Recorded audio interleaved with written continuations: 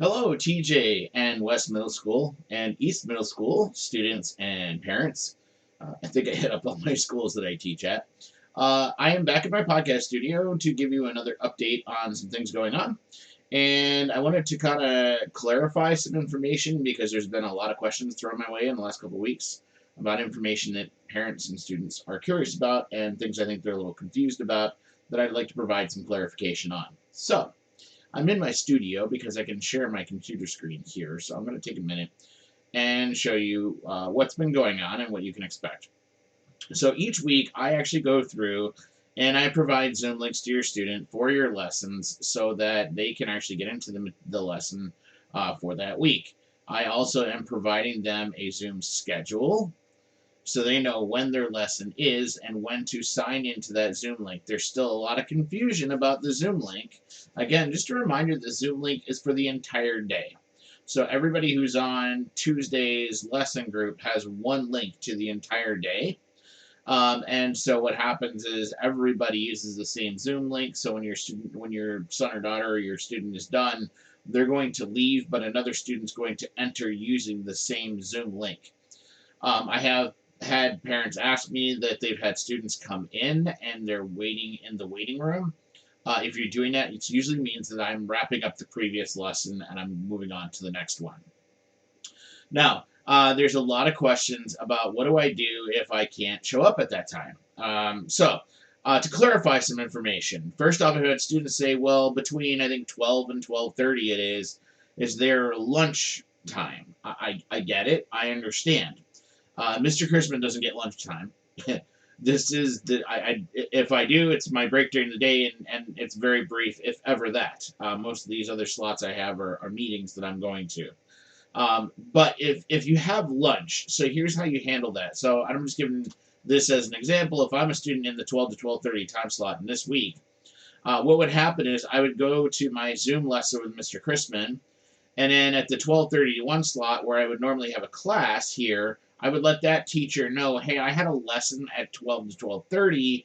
I'm going to be eating my lunch during this time frame. What did I miss in class? And again, just to reiterate, yes, you are responsible for material you would miss in class. Now, I say that because I think there's confusion about how band works, especially at the middle school level.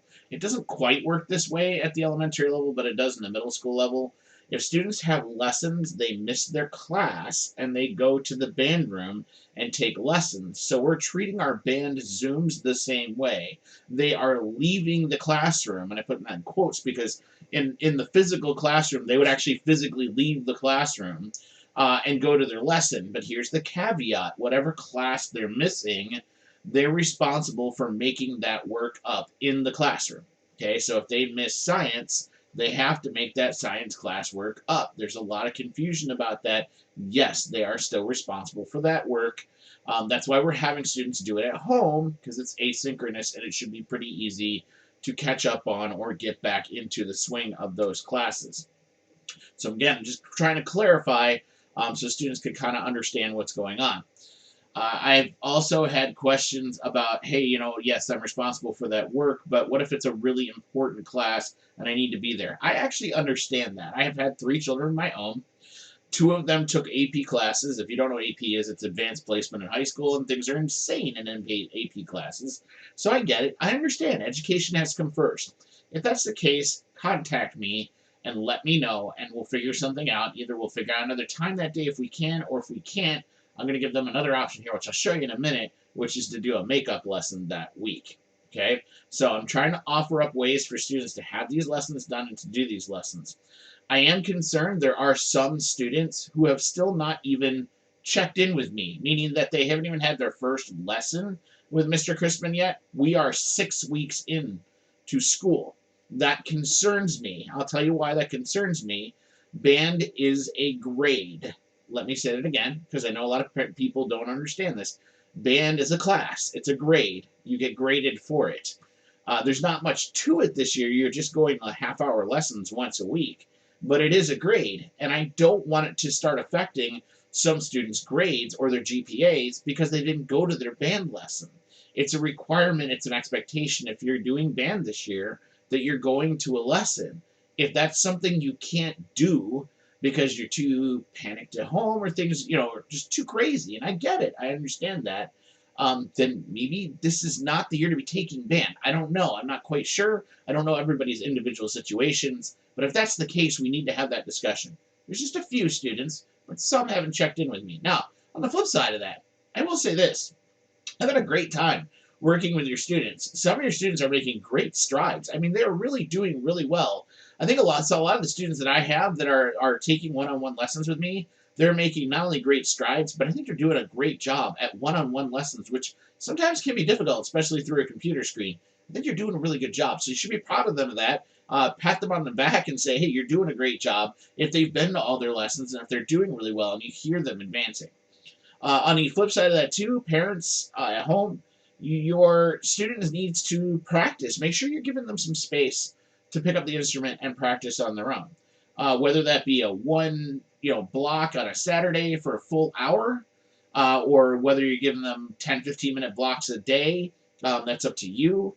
In my dream world, like if I were a teacher, like, man, it'd be great if you could do this.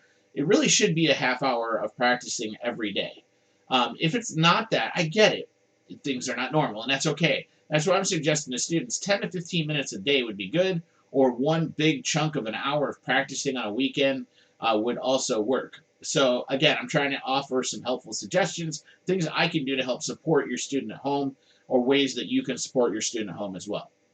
Okay, next thing I want to share with all of you, I want to talk about makeup lessons, because this is something we have not talked about up until this point, and I want to talk about it now because I'm actually offering the possibility of that happening.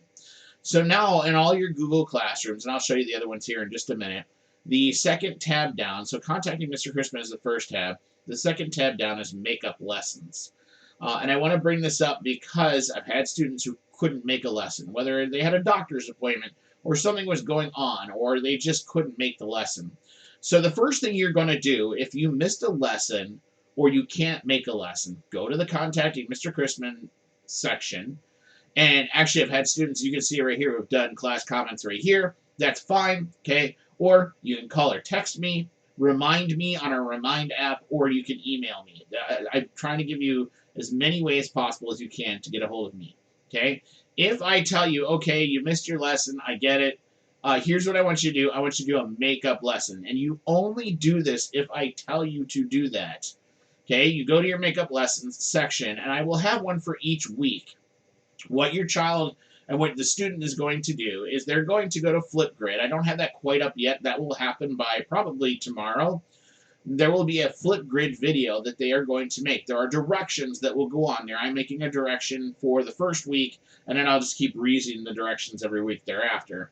What they're going to do, every week I've been assigning your students usually between 3 and 6 etudes that they need to play for me the following week. I'm going to ask them to record themselves playing 3 of them. They need to identify the page and the number of the etude they're playing and then record themselves playing it. I will count that as your lesson, as your makeup lesson, if you do that correctly for all 3 etudes for that week. So if you do 3 of the 6, pick 3 etudes, tell me the page number and the number of the etudes, and record yourself on Flipgrid, you'll get credit for your lesson that week. Now, I want to be clear about a couple things. The reason I'm doing this, things happen.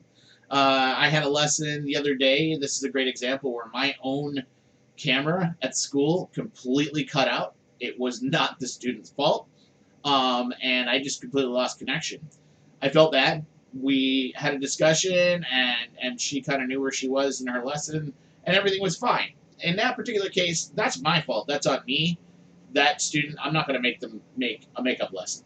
I had another student the other day who tried to get on. I watched them do it. They were going into Zoom. They were trying everything they could, and they just couldn't get into my band lesson. For whatever reason, the Zoom link was not working.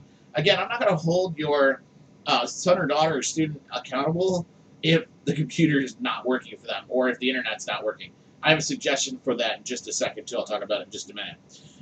But if your son or daughter is online and I contact them via GoGuardian, by the way, all of your teachers can see what you're doing on GoGuardian. So when they're using their Chromebooks from school, we can see what they're doing, and we can contact them through that same program. It's a program that lets us see their screens and what they're doing. And I can contact students through that program. I usually tell students 5 minutes into the lesson, because I usually try to give them some time, like maybe they forgot or maybe they're still trying to get in. 5 minutes in, they'll usually get a message from you like, hey, it's Mr. Crispin. You're supposed to have a lesson between these times. Did you forget? You know, and if they're telling me, oh yeah, I'll be there in a minute, fine, we'll start our lesson as soon as you can get in. Okay, I've had some students who are like, I can't get in. They told me they can't get in. I've tried to help them out. Usually I can get them in some way. I've had students who don't respond at all. Uh, Please talk to your student at home and tell them if the teacher's contacting you through GoGuardian, you should be responding.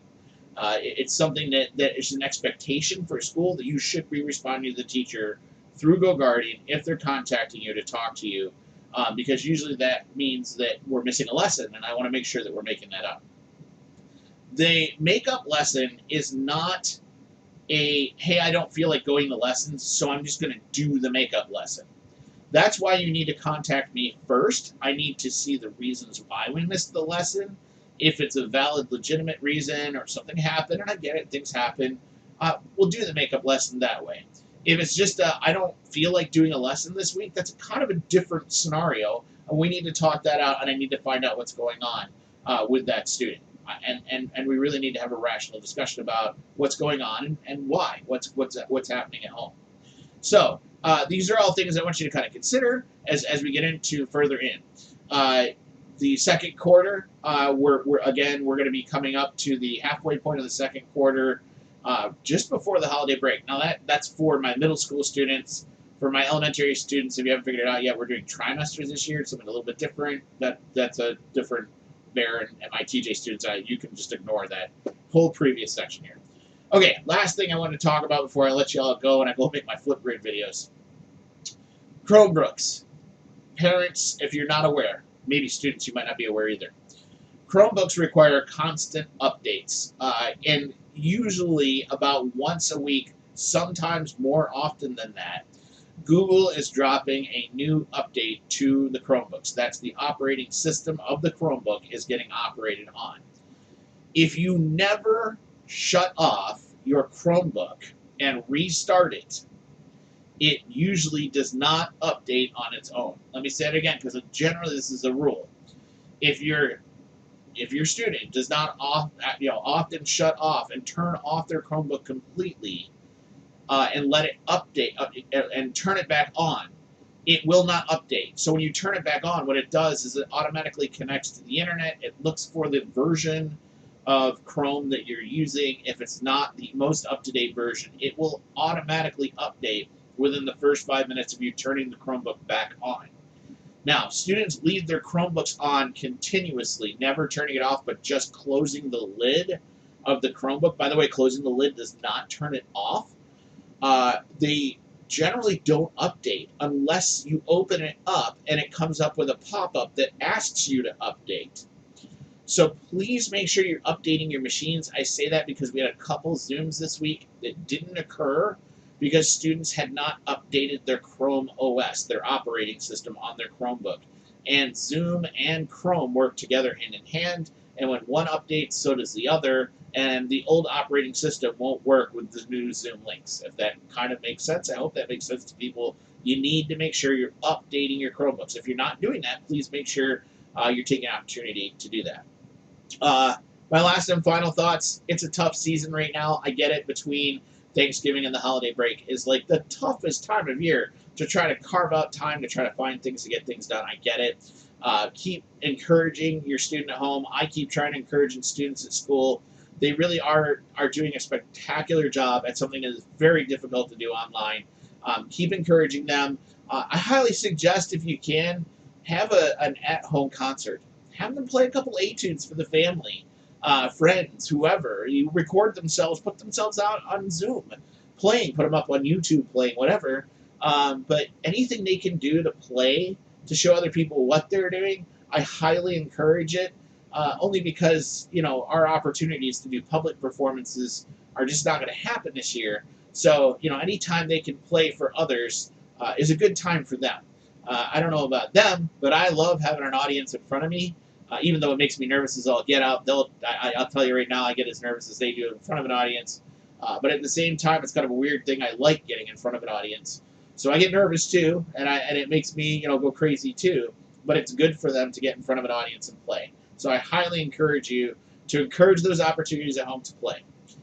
With all that, I want to thank you all for your support and your continued support of the Binghamton City School District and our music program. And I can't say enough about our kids. They are spectacular students. They are great kids. And they've been doing a wonderful job. Those that have been hooking up with me, we've been doing spectacular. So please keep encouraging them. And please talk to them about this video and make sure you're all on the same page. And I'll see you guys on the next update. So have a good one. I'll talk to you later.